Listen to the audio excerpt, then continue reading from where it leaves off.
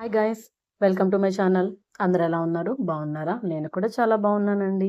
ఈరోజు మీకోసం ఒక స్వీట్ రెసిపీ గులాబ్ జామున్ ఎలా చేయాలో చూపించబోతున్నాను.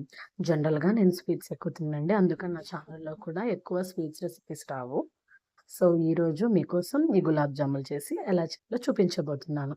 ఇంకెందుకు ఆలస్యం, ఈ రెసిపీ ఎలా చేయాలో చూసేద్దామా? అందుకోసం నేను ఎంటీఆర్ వాళ్ళది రెడీమేడ్ గులాబ్ జామ్ మిక్స్ ఉంటుంది కదండీ పౌడరు. ఆ పౌడర్ తీసుకున్నాను. ఇలా తీసుకొని దాన్ని ఒక ప్లేట్‌లో వేసి, ఆ పౌడర్ మొత్తం వేసేసేయండి. ఇప్పుడు కాచి చల్లార్చిన ఒక గ్లాస్ పాలు తీసుకోండి. ఒక గ్లాస్ పాలు సరిపోతాయి.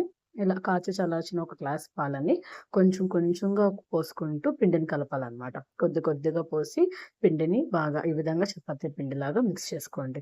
కొంచెం లిక్విడ్‌గా ఉంటేనే నీళ్ళు, ఎందుకంటే కాసేపు తర్వాత ఆటోమేటిక్‌గా గట్టిపడుతుందనమాట. ఇలా బాగా మిక్స్ చేసిన దాన్ని ఒక 10 మినిట్స్ పాటు పక్కన పెట్టండి. ఇప్పుడు మనం జీరా కోసం ఒక వెడల్పాటి గిన్నెలో 2 గ్లాసుల షుగర్ 2 గ్లాసుల షుగర్‌కి 3 గ్లాసుల వాటర్ పోసుకోవాలండి. 3 గ్లాసుల వాటర్ అంటే షుగర్ బాగా మునిగి ఇంకా పైన వాటర్ రావాలనమాట. ఆ విధంగా 3 గ్లాసుల వాటర్ పోసేసుకొని బాగా ఎసురు కాగనివ్వండి. ఈ షుగర్ సిరప్‌ని మీడియం ఫ్లేమ్‌లో చేసుకోండి.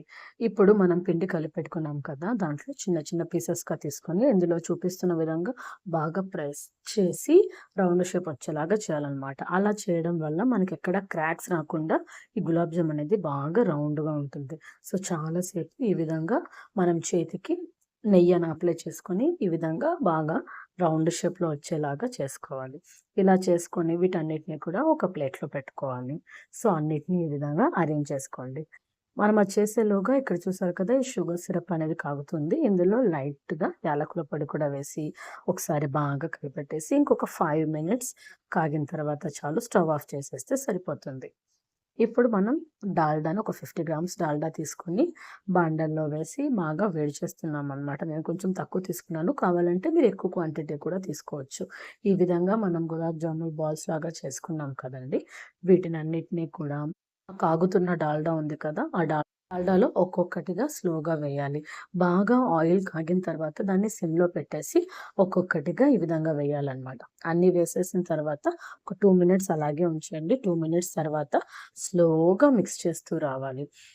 కొన్ని బాగా మొత్తం అంతా ఈవెన్‌గా కలర్ రావాలనమాట. చూసారు కదా! అంతా కూడా గోల్డెన్ కలర్‌లోకి బాగా ఫ్రై అయిపోయింది. వాటిని చల్లార్చి ఆలోగా ఈ షుగర్ సిరప్ కూడా చల్లారిపోతుంది. చల్లారిన దాన్ని ఈ షుగర్ సిరప్‌లో మొత్తం వేసేసి మూత పెట్టేసి ఒక 3 అవర్స్ అలాగే పక్కన పెట్టేసేయండి. 3 అవర్స్ తర్వాత ఓపెన్ చేసి తిన్నామంటే tasty tasty gulab jamun ready.